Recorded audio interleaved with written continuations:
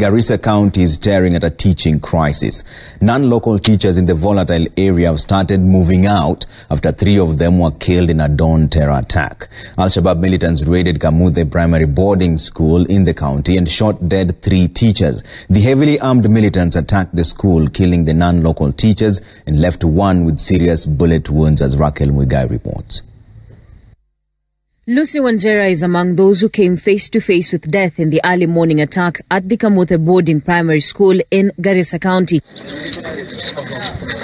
An attack that left 3 of her colleagues dead: Caleb Mutua, aged 28, Titus Mshindi, aged 29, and Samuel Mudhui, aged 30. An ordeal, she says, lasted approximately 2 hours, with the first gunshots being heard around 1 a.m. Kunjificha chini ya kitanda, nilikuwa na huyu mtoto. Nilisikia enyewe ilikuwa ni ngumu sana.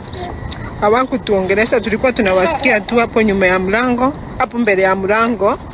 It was only until 5:40 a.m. when Lucy, who has been a teacher at the school for 2 years now, says they heard residents calling from outside their room.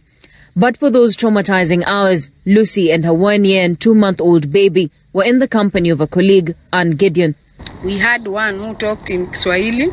He said, hakikisha hapo hakuna mtu ako uhai. Then they came to this house, the men's house. Then they killed them.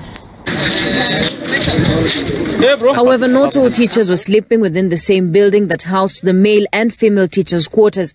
Robert Kivuti, who has taught at the school for 6 years, might have been located a few meters away, but the darkness of the sky at the time appeared to shield him from harm's way. Nilikuwa nimelala, kufungua mlango nikaona watu hapa hivi.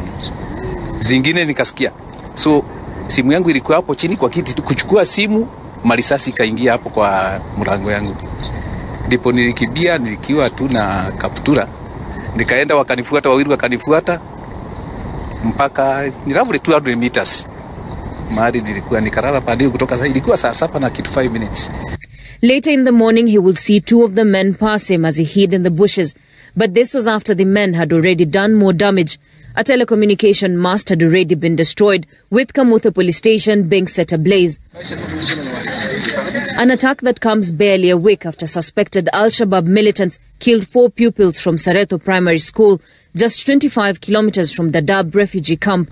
People will not come all the way from the borders right to Kamuthe without the knowledge of the locals. So I'm seeing conspiracy between this group and our local. And while the security agencies have vowed an all-out war against the Al-Shabaab, education in Garissa continues to be greatly affected, as the school has now been closed indefinitely. For these hotspots, we need to move the non-local teachers to safer areas, and because these are the teachers who are targeted. Before we urge teachers to move out, can we have an urgent meeting? Every time we raise these issues, we've never had the ministry nor TSC convening a meeting. It has been a game of cat and mouse, and teachers vacating, wastage of time, and learners doing without teachers. The failure of the meeting, Sosion says, will force his union to urge its members to quit with immediate effect. 2018 saw an exodus of teachers from the northeastern region, Garissa, Wajir and Mandera counties being largely affected, and now the region seems to be staring at an acute shortage of teachers following these attacks. Raquel Muigai, Citizen TV.